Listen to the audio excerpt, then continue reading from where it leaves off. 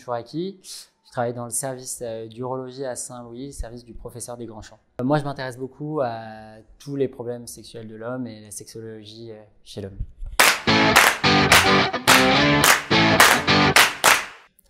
Du coup, dans ce congrès, je suis venu parler des choses qui m'intéressent, donc les troubles de l'érection, l'impuissance chez l'homme et tous les autres troubles sexuels.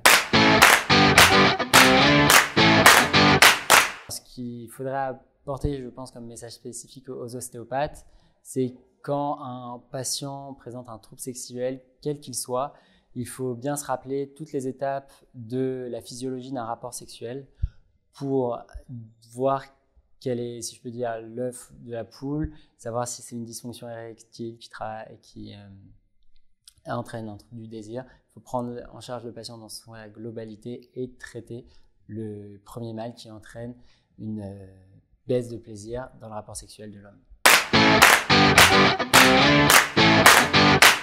Moi, je pense que pour améliorer du coup cette collaboration, il faudrait qu'on travaille plus avec eux. Le professeur des Grands Champs, du coup, a déjà mis ça en place dans notre service dans le cadre du traitement des syndromes douloureux pelviens chroniques.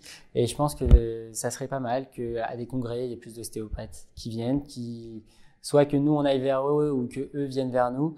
Mais il y a quelque chose à faire parce que les ostéopathes ont quand même une approche bien globale des patients, que l'ostéopathie a apporté beaucoup du coup dans l'urologie, notamment donc syndrome douloureux pelvien chronique qui est franchement un succès. Les patients en sont très contents et je pense qu'il faut persévérer dans cette voie-là et que les thérapeutiques qu'on a actuellement, nous les médecins, il n'y a pas que ça, il y en a d'autres. Donc il faut continuer dans cette association pour une médecine globale du patient.